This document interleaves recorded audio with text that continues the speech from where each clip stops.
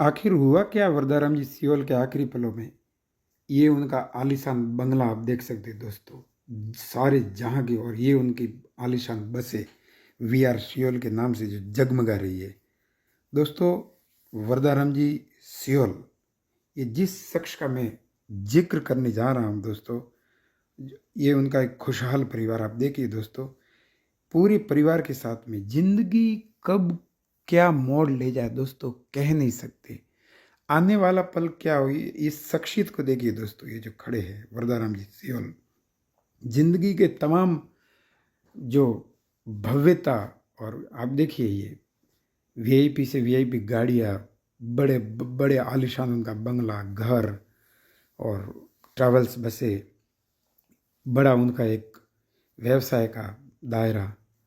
लेकिन दोस्तों, जिंदगी, वो कहते हैं कि कब कहाँ क्या हो जाए कुछ कह नहीं सकते। अभी अ, मात्र एक दिन पहले वरदाराम जी सियोल का ये आलीशान बंगला और अ, उसको फ्रीज किया था। एक कार्रवाई हुई थी, बड़ी कार्रवाई। और उसके बाद में वरदाराम जी सियोल, अब देखिए तकदीर कहाँ से कहाँ ले जाती है। एक मात्र 2 दिनों के भीतर कैसे माहौल और मामला, बिल्कुल ही जो अकल्पनीय, अपन सोच नहीं सकते। और वो वहाँ से ये कार्रवाई होने के बाद में वरदाराम जी सियोल प्रयागराज के लिए, कहते हैं कि कुंभ, महाकुंभ के लिए निकल जाते हैं। और एक्सप्रेस हाईवे पर उन्होंने सोचा नहीं था दोस्तों, जिंदगी कहाँ से कहाँ ले। अपन सिर्फ आकलन, कल्पना कर सकते हैं। वैसे ये अभी जांच पड़ताल का विषय है, और जांच तफ्तीश में जो कायदा कानून संवैधानिक दायरों के अंतर्गत पुलिस या जांच में सब सच्चाई सामने आएगी कि कैसे हुआ ये सब, और आखिर क्या कारण थे। लेकिन दोस्तों, एक बात मुझे याद आ गई कि जैसे माधवराव सिंधिया थे, एक बड़ा कद्दावर नाम देश की राजनीति में और राजवंश में। तो उनके जो आखिरी लम्हात थे, उनका जो प्लेन क्रैश हुआ, और उस हवाई जहाज के उस दुर्घटना, दुखंतिका के बाद में काफ़ी देर के बाद में, उस दिन बरसात भी हो रही थी, और सदा इतनी भव्यता में जीने वाले उनकी, कहते हैं कि जो उनकी देह थी, वो फिर जो सड़क मार्ग से, और ऊपर बरसात हो रही है, और ऐसा कहा जा रहा है कि ट्रॉली में डाल करके, और बहुत सा जीवन कहाँ से कहाँ नहीं ले जाए। दोस्तों, वरदाराम जी सियोल, वी आर ट्रैवल्स नाम ब्रांड जिसका है, और आप ये स्क्रीन के ऊपर देख रहे हैं, एक खुशहाल परिवार के मालिक। और वरदाराम जी सियोल, ये आप देख सकते हैं दोस्तों, किस तरह से एक विवाह प्रोग्राम, खुशियों का मेला और नृत्य में लीन। लेकिन इंसान, अपन, आप, हम, वरदाराम जी, कोई सोच नहीं सकते कि अगला आने वाला पल कैसा हो और क्या से क्या हो जाए। दोस्तों, श्री वरदाराम जी सियोल के आकस्मिक रूप से इस संसार से सदा के लिए विदा होने के इन लम्हों को लोगों ने, दोस्तों, ये आप स्क्रीन के ऊपर देखिए, कितने लोग आए। कहते हैं कि इंसान का पता ऐसे लम्हों में ही पड़ता है कि कितने लोग उनके लिए आए हैं। आप देखिए, अथाह जन सैलाब वरदाराम जी सियोल के लिए उमड़ा है। तो साथियों, वरदाराम जी सियोल अब हमारे बीच में नहीं हैं, लेकिन उनकी यादें, उनकी बातें, अब उनके व्यक्तित्व के जिन पहलुओं के बारे में बात हो सकती है, उनके व्यक्तित्व के दोनों पक्ष, जो कहते हैं कि नेगेटिव और पॉजिटिव दोनों। तो पॉजिटिव रूप से अगर सोचे तो लोग ये कहते हैं कि कितने लोग रोजगार, इनकी ट्रेवल्स बसों में बहुत सारा जो इनका व्यवसाय फैला हुआ था, तो अनगिनत लोग रोजगार में इनके यहाँ लगे हुए थे। उनके साथ साथ दोस्तों, इनके व्यवहार की खुशबू, इनकी बातें, लोगों के साथ में इनका जो जुड़ाव था, लोगों के साथ में उठना बैठना, आत्मीयता, स्नेह के साथ में, और बहुत ही मजबूत संपर्क लोगों के साथ में। तो लोग बहुत ही, पूरा एरिया, पूरा राजस्थान, बल्कि पूरे भारत भर में वरदाराम जी सियोल के चाहने वालों में बहुत ही एक भावुकता का, एक आंसुओं का, ऐसा लगता है कि जैसे बहुत ही आंसू का सैलाब सा है।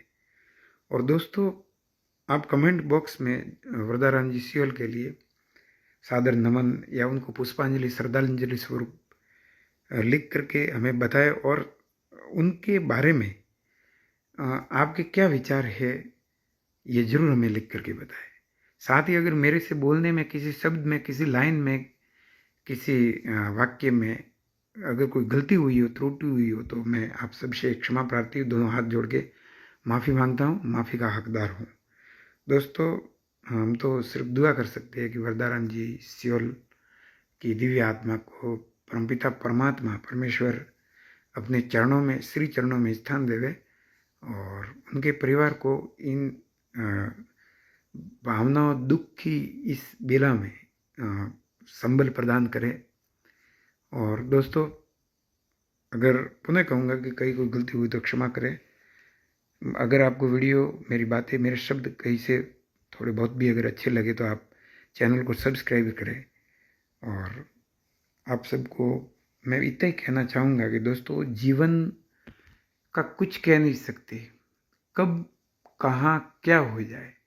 यहाँ पे मुझे एक घटना याद आती है कि एक गुजरात का बहुत बड़ा व्यापारी था, चांदी का व्यापारी, और वो यूं मानो कि भारत का सबसे बड़ा चांदी का व्यापारी था, और एक सप्ताह में 1000 किलो से ज़्यादा चांदी को वो क्रय विक्रय करता था। एक दिन वो, देखिए घटना ऐसी होती है कि सुबह के समय ब्रश कर रहा था दातुन, और उसके मुंह से थोड़ा सा खून कुल्ले में आ जाता है, तो वो घबरा जाता है, अपनी पत्नी को जगाता है कि देखो देखो मेरे मुंह से खून आ गया है। तो पत्नी कहती है कि इतना डरने की जरूरत नहीं है, कोई दवाई ऐसे जैसे मशूड़े वगैरह में कोई मलाई फूटी होगी तो आप देख लो एक बार। फिर वो एक छोटे डॉक्टर के पास में दवाई लाते, डॉक्टर 3 दिन की दवाई देते। 3 दिन में जब उनके फर्क नहीं पड़ता है तो वो डॉक्टर के पास वापस जाते थे। डॉक्टर कहता कि मुझे थोड़ा डाउट है, आप बड़े डॉक्टर के पास में चेक करवाइए। फिर वो बायोप्सी करवाते तो उनको 4th स्टेज के कैंसर की पुष्टि होती है। फिर वो दोस्तों कहते कि कहाँ चेक करवाए। डॉक्टरों को पूछा कि इसका क्या है, उन्होंने कहा कि अब आप सिर्फ महीने 1.5 महीने के मेहमान हैं इस धरती पर। तो इतना बड़ा वो अरबपति खरबपति, एक पल में घबरा जाता है इंसान। वो फिर मुंबई के, भारत के सबसे बड़े टाटा मेमोरियल कैंसर हॉस्पिटल में जाता है। वहाँ के डॉक्टरों को कहता है कि मैं जीना चाहता हूँ, कितने ही पैसे हो जाए, करोड़ों ले लो, लेकिन मेरे को बचा लो। डॉक्टर हाथ खड़े कर देते हैं। तो कहता है कि अमेरिका में मेरे को भेजो। उन्होंने कहा कि आपके शरीर की स्थिति ऐसी नहीं है कि आप अमेरिका तक पहुँच पाएँ। तो अमेरिका के डॉक्टरों को के बुलाइए, तो अमेरिका के डॉक्टरों को बुलाते, वो ब्लैंक चेक देता है, खाली चेक, कि इसमें चाहे जितने पैसे भरो लेकिन मेरा जीवन बचा लो। तो डॉक्टर चेक को खिसका देते, कहते कि देखो हमारे हाथ में नहीं है, अब तो दो जो पुण्य धर्म करना हो तो कर लो। तो साथियों, इस तरह से ये कहने का मेरा तात्पर्य ये है कि कब क्या हो जाए, तो अपने आप को अच्छे कामों में, सत्कार्यों में हमेशा झोंकना चाहिए।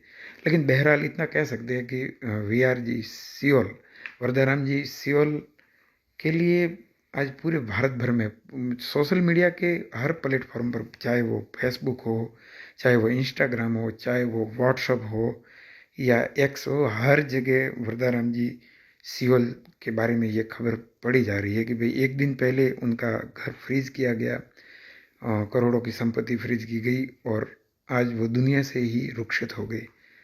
तो कहाँ तो किस प्रकार की बातें हो रही थी, अब वो हमारे बीच में भी नहीं रहे हैं दोस्तों। तो जाने वाले की दिव्य आत्मा को सादर नमन, पुष्पांजलि, श्रद्धांजलि अर्पित करते हुए प्रणाम आप सबको कहता हूँ। जय हिंद, जय भारत। और भगवान से दुआ करते हैं कि वरदाराम जी सियोल की दिव्य आत्मा को अपने श्री चरणों में स्थान दे, शांति प्रदान करे, उनके परिवार को संबल प्रदान करे।